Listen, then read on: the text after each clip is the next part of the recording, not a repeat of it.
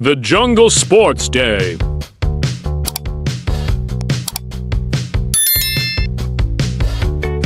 गहरे सब्ज जंगल के दिल में एक खास दिन शुरू होने वाला था।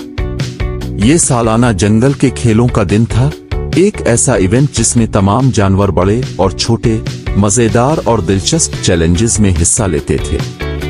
पूरा जंगल जोश और खरूश से भरा हुआ था क्योंकि हर जानवर बड़े दिन के लिए तैयारी कर रहा था। चनरपी नाम की चिड़िया शाख से शाख तक उड़ती हुई अपनी जुर्रतमंदाना सरकियां और गोल चक्कर बना रही थी। इस साल मैं परवाज के मुकाबले में जरूर जीतूंगी, उसने पुरएतिमाद होकर कहा। इसी दौरान बाउंस नाम का खरगोश ऊंची घास में दौड़ते हुए तनों और झाड़ियों को उबूर कर रहा था। मुझे से ज्यादा ऊंचा कोई नहीं छलांग लगा सकता और ना ही तेज दौड़ सकता है, उसने ऐलान किया। हता के सलोपोक नाम का कछुआ भी इस साल मुकाबला करने का फैसला कर चुका था। तुम दौड़ में हिस्सा ले रहे हो, फुल्लीशी नाम के बंदर ने मजाक किया। मैं यकीन से कहता हूं कि दरख्तों की बेल भी तुम्हारी रफ्तार से ज्यादा तेज बढ़ती हैं। सलोपोक मुस्कुराकर अपना आहिस्ता मुस्तकिल कदम चल रहा था। आखिरकार वो बड़ा दिन आ ही गया।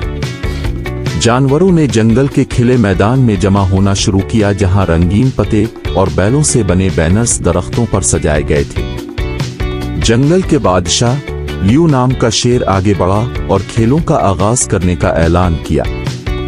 सबको खुश आमदीद। याद रखो, आज सिर्फ जीतने का दिन नहीं है, ये दिन अपनी बेहतरीन कोशिश करने और मजा लेने का है, लियू ने दौड़ते हुए कहा। पहला इवेंट सबसे बड़ी छलांग का मुकाबला था। कैंगरू मैक्स पुरएतिमाद होकर शुरू लाइन तक पहुंचा। ये मेरा है, उसने कहा और अपने ताकतवर पांव को लचकावा। दूसरे उम्मीदवारों में टानी नाम का मेंढक, बाउंस खरगोश और फुल्लीशी बंदर शामिल थे। मैक्स ने सबसे पहले अपनी बारी ली और हवा में उछलकर लाइन से बहुत आगे जा गिरा। तमाशाई हंसी खुशी तालियां बजाने लगे। अब ये कैसे हरा सकते हो, उसने गुरूर से कहा। अब बारी थी टानी मेंढक की। छोटा होने के बावजूद टानी हमेशा अपने हैरत अंगेज छलांगों के लिए जाना जाता था। उसने नीचे झुककर एक जबरदस्त धक्का लगाया और इतना ऊंचा उछला। दूसरा इवेंट तैराकी की दौड़ थी, जो चमकदार नीरी नदी में मुनक्किद की गई। स्प्लिशर नाम का नीलगू गैंडा और स्प्लाश नाम का बत्तख इस दौड़ के नुमायां उम्मीदवार थे। उनके साथ विज नाम का मछली भी था, जो तैराकी करके गर्म कर रहा था। तैयार हो जाओ, शुरू, लियू ने कहा और जानवर पानी में कूद पड़े। स्प्लिशर इब्तिदा में आगे था, जो दरिया में ताकतवर अंदाज में तीर रहा था। मगर जब वो खुद के करीब पहुंचा, स्प्लाश बत्तख ने तेज आवाज में काक काक की और अपने परों को फैलाकर खुद को आगे धकेल लिया। एक आखिरी धक्का देकर उसने स्प्लिशर से सिर्फ चंद इंच आगे खत मुकम्मल किया। आखिरी इवेंट जंगल की दौड़ थी, जो जंगल के रास्तों से गुजर रही थी। फास्टो नाम का चीता, जो अपनी तेज रफ्तारी के लिए मशहूर था, तमाशाइयों का पसंदीदा था। ये मेरी जीत है, उसने अपनी पुतली टांगों को खींचते हुए कहा। दूसरे उम्मीदवारों में बाउंस खरगोश, टानी मेंढक और सलोपोक कछुआ शामिल थे। तुम वाकई दौड़ने जा रहे हो, फास्टो ने सलोपोक का मजाक उड़ाया। दौड़ के इख्तिताम तक पहुंचने के लिए तुम्हें किस्मत की जरूरत होगी। सीटी बजी और फास्टो तेजी से आगे बढ़ा, बाकी सब पीछे रह गए। बाउंस तेज दौड़ रहा था और टानी छोटे मगर तेज छलांगे लगाता रहा। सलोपोक हमेशा की तरह अपने आहिस्ता और मुस्तकिल कदमों से चल रहा था। सलोपोक बेपरवाह और आहिस्ता आहिस्ता चलता रहा। जब खत नजर आया तो बाकी जानवरों को एक हैरान कुन मंजर दिखाई दिया। सलोपोक सबसे पहले खत उबूर कर रहा था। तमाशाई हैरत और खुशी से दौड़ उठे। सलोपोक मुस्कुराकर लियू के करीब आया और जीतने वाली तमगा उसके गले में डाल दी गई। कभी कभार आहिस्ता और मुस्तकिल चलना वाकई दौड़ जीतने का राज होता है, इसने हिकमत से कहा। तकरीब। इस रात जंगल मौसीकी, हंसी और रक्स से गूंज उठा क्योंकि जानवर अपने खेलों के दिन का जश्न मना रहे थे।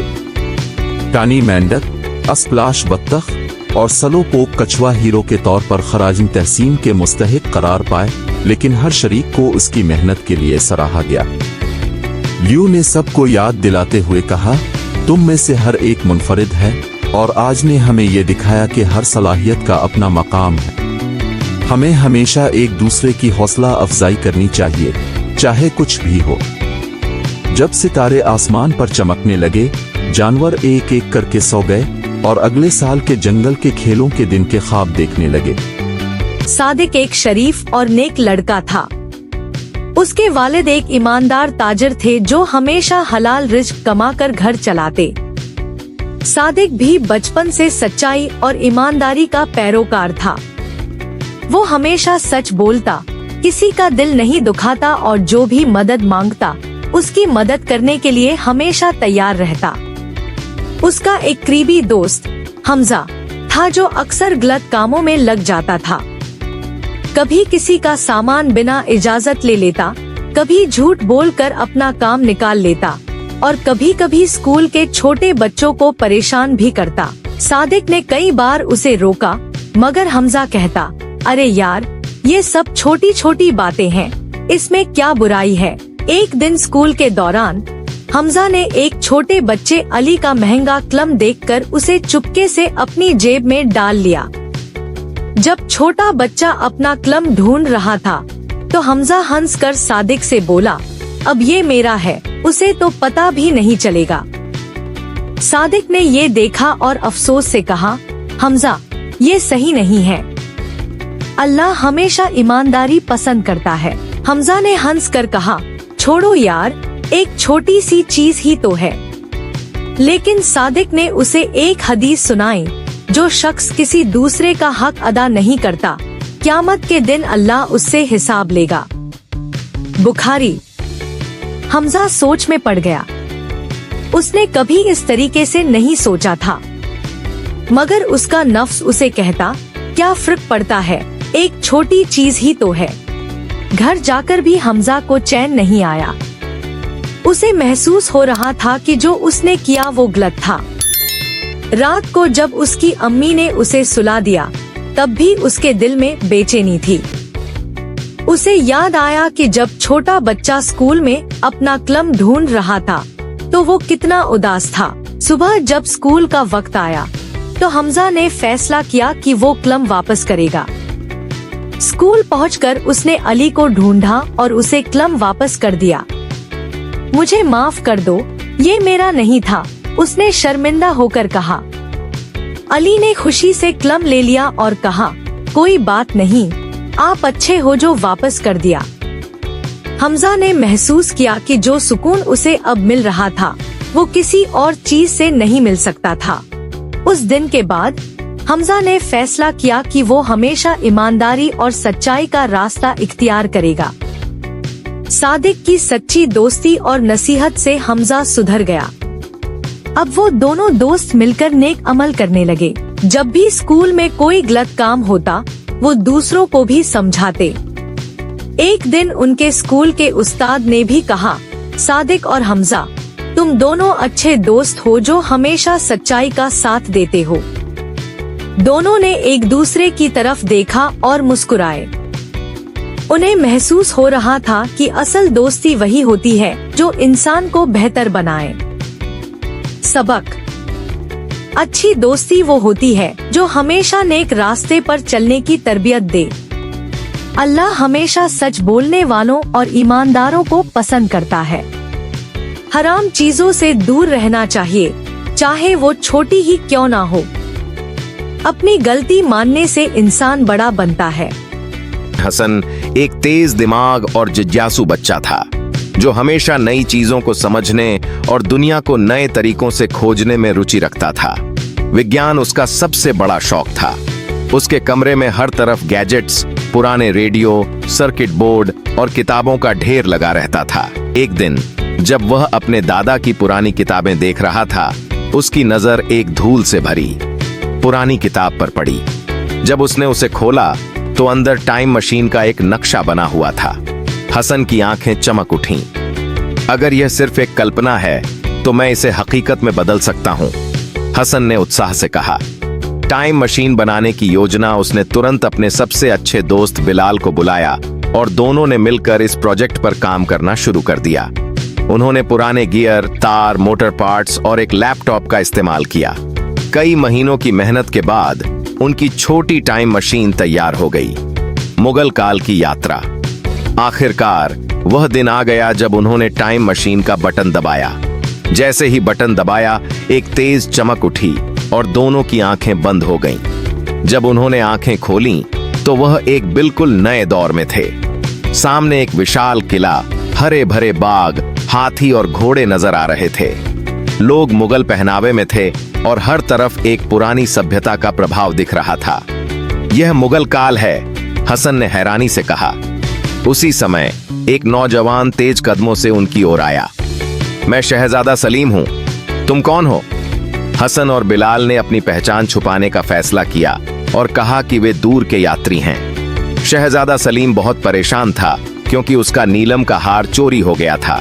वह हार न केवल बहुमूल्य था, बल्कि उसमें एक जादुई शक्ति भी थी जो अशुभ घटनाओं को दूर रखती थी। अगर वह हार वापस नहीं आया तो हमारी सल्तनत को भारी नुकसान हो सकता है, शहजादा ने उदासी से कहा। हसन और बिलाल ने फैसला किया कि वे शहजादा की मदद करेंगे। उन्होंने अपनी विज्ञान की समझ और चतुराई का इस्तेमाल करते हुए चोर का सुराग खोजना शुरू किया। हसन ने अपनी जेब से एक मैग्नेट कंपास निकाला जो धातु की वस्तुओं की ओर संकेत करता था। अगर हार असली नीलम का है तो उसके धातु के फ्रेम की वजह से हमें उसका पता चल सकता है, हसन ने कहा। दोनों ने पूरे महल और बाजार का चक्कर लगाया। आखिरकार एक पुराने गोडाउन के पास उनका कंपास तेजी से घूमने लगा। जब उन्होंने अंदर झांका तो एक आदमी वह हार अपनी जेब में छुपा रहा था। वह रहा चोर, बिलाल चिल्लाया। लेकिन चोर भी तेज था। जैसे ही उसने हसन और बिलाल को देखा, वह घोड़े पर सवार होकर भाग गया। लेकिन हसन ने तुरंत अपनी टाइम मशीन का एक छोटा रिमोट निकाला जो एक मैग्नेटिक पल्स छोड़ सकता था। जैसे ही उसने बटन दबाया, चोर का घोड़ा रुक गया और वह नीचे गिर पड़ा।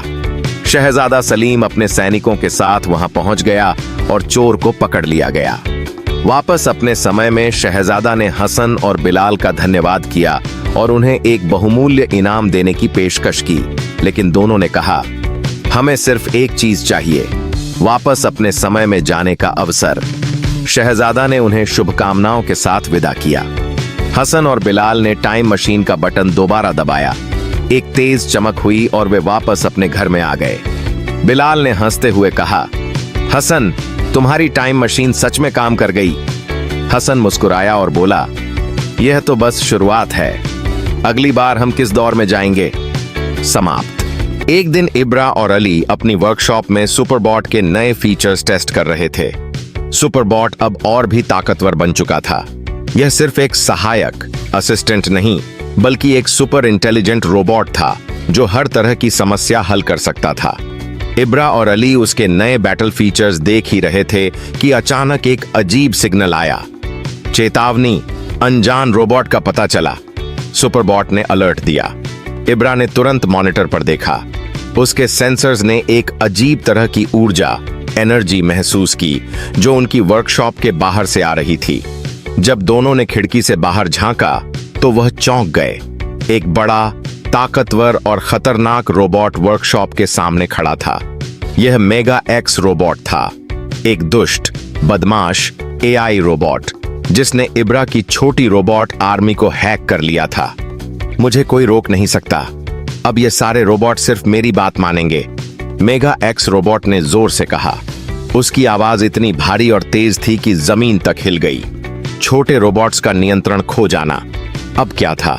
छोटे रोबोट्स जिन्हें इब्रा ने घर का काम करने, चाय बनाने और सफाई करने के लिए बनाया था, अब उनके कंट्रोल से बाहर हो गए। अब वे सुपरबॉट के खिलाफ हो गए। उनकी आंखों का रंग नीले से लाल हो चुका था। इब्रा, ये क्या हो रहा है? अली ने घबराकर पूछा। मेगा एक्स रोबोट ने इन सबको हैक कर लिया है, अब ये सिर्फ उसी की बात सुनेंगे, इब्रा ने चिंतित होकर जवाब दिया। सुपरबॉट ने तुरंत अपना स्कैन मोड चालू किया। चेतावनी, दुश्मन एआई का पता चला, रक्षा मोड चालू कर रहा हूं, सुपरबॉट ने कहा। सुपरबॉट बनाम मेगा एक्स रोबोट महामुकाबला। इब्रा ने तुरंत कमांड दी, सुपरबॉट बैटल मोड एक्टिवेट। अचानक सुपरबॉट के सेंसर्स तेजी से चमकने लगे। उसकी आंखों से नीली रोशनी निकली और उसके दोनों हाथों से शील्ड और लेजर हथियार बाहर आ गए। अब युद्ध तय हो चुका था। मेगा एक्स रोबोट ने अपनी स्टील मुट्ठी के फिस्ट से सुपरबॉट पर हमला किया। सुपरबॉट ने अल्ट्रा फास्ट डॉजिंग मोड इस्तेमाल किया और हमले से बच गया। सुपरबॉट ने जवाबी हमला किया और अपनी प्लाज्मा बीम से मेगा एक्स रोबोट पर फायर किया, लेकिन मेगा एक्स रोबोट भी पूरी तरह तैयार था। उसने अपनी चुंबकीय मैग्नेटिक शक्ति चालू कर दी, जिससे सुपरबॉट के सर्किट धीमे होने लगे। सुपरबॉट को मुश्किल का सामना। मुझे कोई और तरीका खोजना होगा। इब्रा ने जल्दी से अपनी स्मार्ट वॉच देखी। सुपरबॉट, सिस्टम रीबूट करने की कोशिश करो, इब्रा ने जोर से कहा। लेकिन मेगा एक्स रोबोट ने अपनी हैकिंग तरंगे, हैकिंग वेव भेज दी, जिससे सुपरबॉट का सिस्टम धीमा होने लगा। इब्रा, मुझे पावर बूस्ट चाहिए, सुपरबॉट ने कहा। इब्रा ने तुरंत अपनी स्मार्ट वॉच से गुप्त कोड, सीक्रेट कोड चालू किया। Super mode unlock. अचानक सुपरबॉट के अंदर नई शक्ति, एनर्जी आ गई। उसके सेंसर्स फिर से फुल पावर पर काम करने लगे। सिस्टम उन्नत, एनहांस्ड। मेगा अटैक मोड सक्रिय, सुपरबॉट ने ऐलान किया। अब सुपरबॉट हवा में उड़ सकता था। उसकी स्पीड दोगुनी हो गई थी और उसके लेजर हथियार और भी ज्यादा ताकतवर हो गए थे। Final attack. सुपरबॉट ने अपनी हाइपर स्पीड अटैक से मेगा एक्स रोबोट को भारी नुकसान पहुंचाना शुरू कर दिया। आखिरकार मेगा एक्स रोबोट का कंट्रोल सिस्टम कमजोर हो गया, लेकिन मेगा एक्स रोबोट हार मानने को तैयार नहीं था। उसने अपनी पूरी ताकत से आखिरी हमला करने की कोशिश की, मगर सुपरबॉट ने अपनी अल्टीमेट मूव मेगा पंच इस्तेमाल की। धड़ाम। मेगा एक्स रोबोट का केंद्रीय चिप टूट गया। एक भारी धमाका हुआ और मेगा एक्स रोबोट जमीन पर गिर पड़ा। उसका पूरा सिस्टम शटडाउन हो गया। अब छोटे रोबोट्स भी कंट्रोल में आ गए। उनकी आंखों का रंग फिर से नीला हो गया और वे नॉर्मल मोड में आ गए। अंतिम जीत। हुर्रे, हम जीत गए, अली ने खुशी से चिल्लाया। इब्रा ने सुपरबॉट की तरफ देखा और मुस्कुराते हुए बोला, तुम सच में एक सुपर हीरो हो। सुपरबॉट ने मुस्कुराते हुए कहा, मिशन पूरा हुआ। सभी जोर जोर से हंस पड़े। अंत। अली, दानियाल, हसन और समीर हमेशा रोमांच की तलाश में रहते थे। डरावनी कहानियां, भूतिया मकान और सुनसान इमारतें, कुछ भी उन्हें डराता नहीं था, या कम से कम उन्हें यही लगता था। रहस्यमयी मॉल की दास्तान। एक ठंडी शरद रात उन्होंने क्रिस्टल हाइट्स मॉल के बारे में सुना। एक वीरान शॉपिंग सेंटर जो 10 साल पहले किसी रहस्यमयी घटना के कारण बंद कर दिया गया था। कोई कहता था कि वहां एक बच्चा गायब हो गया था, तो कोई कहता कि वहां काम करने वाला एक कर्मचारी अचानक लापता हो गया। कुछ लोगों का तो यहां तक कहना था कि वहां 13वीं मंजिल कभी थी ही नहीं। इसी रोमांच ने चारों दोस्तों को वहां जाने के लिए मजबूर कर दिया। एक खतरनाक सफर।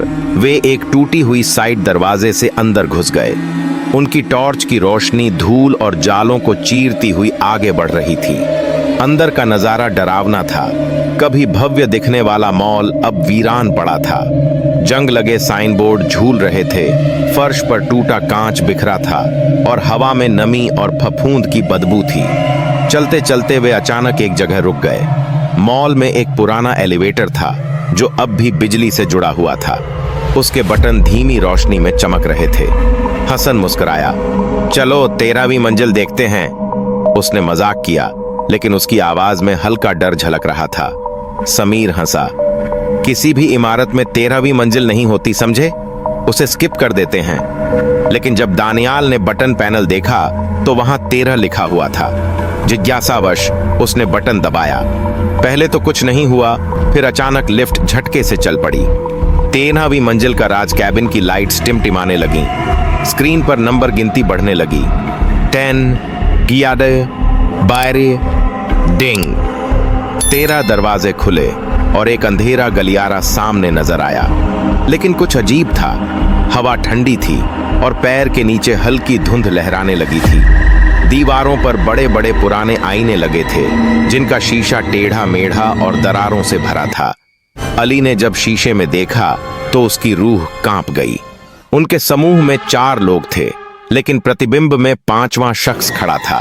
एक औरत, लाल फटी हुई पोशाक में, जिसके बाल उलझे हुए थे और आंखें गहरी काली खाई जैसी थीं। हसन चिल्लाया, लेकिन उससे पहले ही दरवाजे तेजी से बंद हो गए।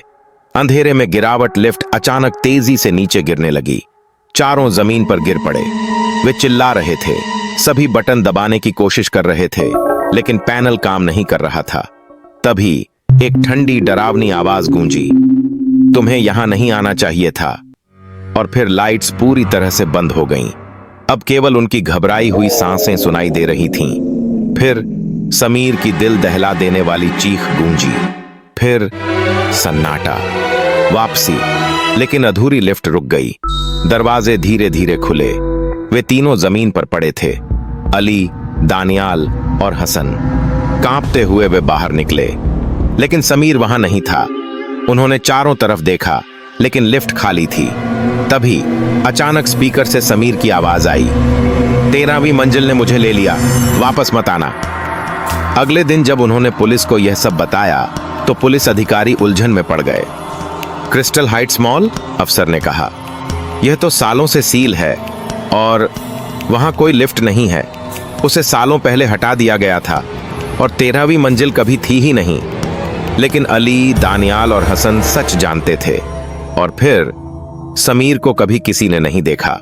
आसमान हरे और बैंगनी रोशनी की एक चमकदार बिजली से फट गया और एक जोरदार झटके ने शांत देहात को हिला दिया। पेड़ों से परिंदे उड़ गए और झाड़ियों से एक लोमड़ी घबरा कर भागी। हवा में एक अजीब सी कंपन गूंज उठी। फिर एक चमकती हुई चांदी जैसी चमचमाती उड़न तश्तरी धीरे धीरे सुनहरी गेहूं की खेत में उतर गई। कुछ पल तक सब शांत रहा। फिर एक हल्की सरसराहट हुई और जहाज का दरवाजा खुला। एक लंबा, करीब 7 फुट का अजनबी प्राणी बाहर आया। उसकी लंबी पतली भुजाएं बड़ी ही नरमी से हिल रही थीं। उसकी त्वचा हल्की रोशनी बिखेर रही थी, रंग बिल्कुल तेल की तरह बदलते हुए। उसकी बड़ी बड़ी चमकदार आंखें हर चीज को जिज्ञासा से देख रही थीं। एलियन ने पहली बार धरती पर कदम रखा। मीलों दूर विलोज क्रीक नाम के छोटे से कस्बे में एक लड़का थॉमस ग्रीव्स अपनी घर की बरामदे में बैठा गिटार बजा रहा था। उसे हमेशा लगता था कि वह इस जगह से अलग है, जैसे कि उसकी जगह कहीं सितारों के बीच हो। अचानक उसकी नजर दूर किसी चमकती हुई रोशनी पर पड़ी। उसकी धड़कन तेज हो गई। वह झट से टॉर्च उठाकर अपनी साइकिल पर बैठा और उस रहस्यमयी रोशनी की ओर बढ़ गया। जब वह खेत में पहुंचा तो उसके पैर ठिठक गए। सामने वह अजीब सा जहाज खड़ा था। उसकी सतह चांदी जैसी चमक रही थी। फिर उसने उस प्राणी को देखा। उनकी आंखें मिलीं। एलियन ने अपना सिर हल्का सा झुकाकर उसे देखा। उसकी शक्ल भले ही इंसानों से अलग थी, मगर उसकी आंखों में एक जानी पहचानी चीज थी, जिज्ञासा। थॉमस को समझ नहीं आया कि क्या करे। उसने धीरे धीरे अपना हाथ हिलाया। एलियन ने भी वही हरकत दोहराई। मैं थॉमस हूं, उसने झिझकते हुए कहा। एक पल के लिए सन्नाटा छा गया।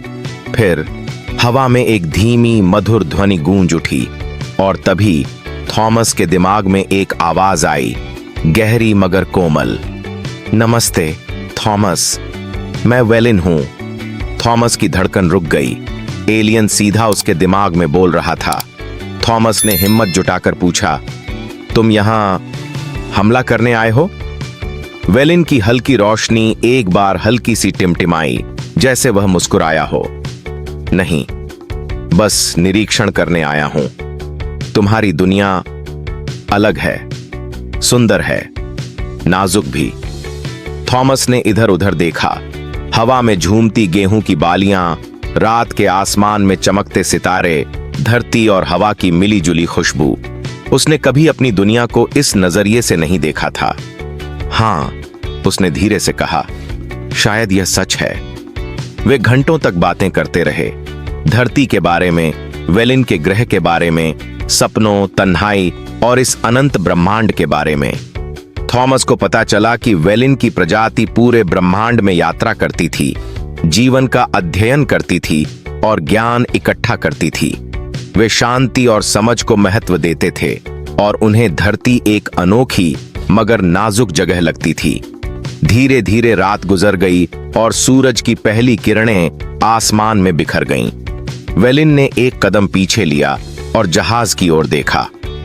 मुझे जाना होगा, उसकी आवाज थॉमस के दिमाग में गूंजी। मगर मैं तुम्हें याद रखूंगा।